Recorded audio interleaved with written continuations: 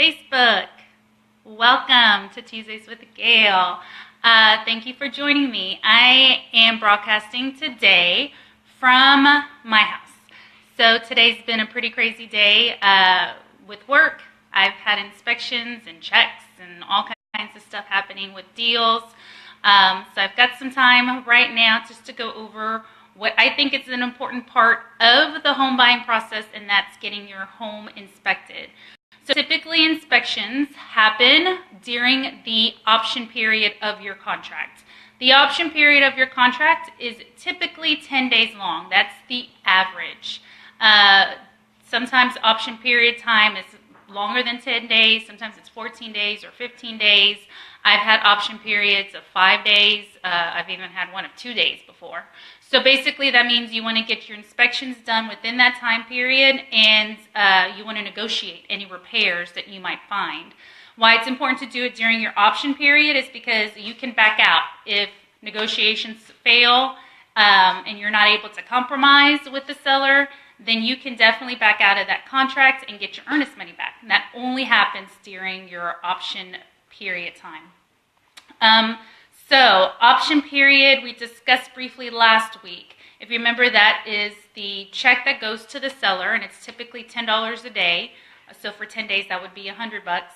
And so when you get inspections done, the 4 things you're basically looking for, the main things that you're looking for, is anything having to do with the foundation, the roof, plumbing, and electrical. If you find anything or any issues revolving around those 4 things, again, the roof, the foundation, plumbing, and electrical, those are the items you're really looking for.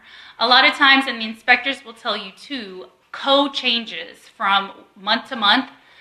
So if you're buying a house that was built in 2015, there's a lot of things that are out of code from 2015 to the present.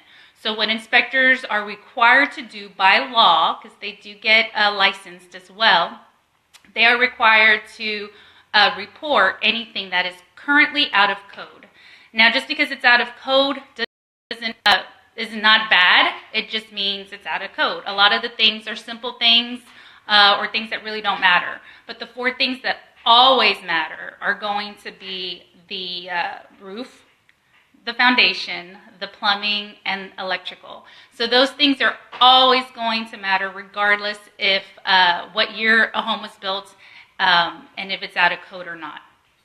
So again, you oftentimes will maybe find a home that doesn't require anything. So it's a pretty, stable home. The roof is good, the foundation's good, everything's great.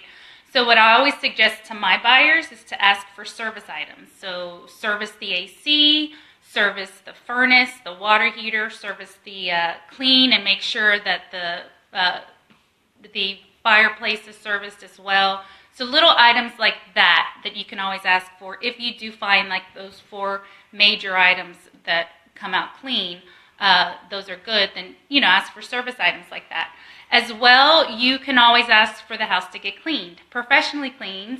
And I've learned the hard way, you have to ask when to get it cleaned. So you have to get it cleaned after the owners or the people living in the home have moved out fully. Also, when you are asking for repairs, keep in mind that sometimes money in lieu of repairs might be a good thing. So you can be in charge of who you hire to actually do those repairs.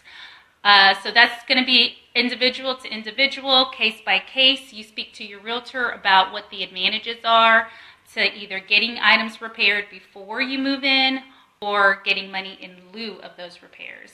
Now, always, anytime you get the inspection and you negotiate those repairs, there's always going to be an amendment that follows that, and you always want to follow up. Following up that those repairs were done is always a good idea, and that's typically done at your final walkthrough before you close on your home. So again, today was focused on inspections. If you are buying a house or looking to buy a house, contact me. I can help you through the process. I have a team behind me, and we all come together to make sure everything you need to get done gets done in a timely manner. As well, if you are already in the process and you need some recommendations of good inspectors, because I have come across several inspectors during my time. Some inspectors are not that great.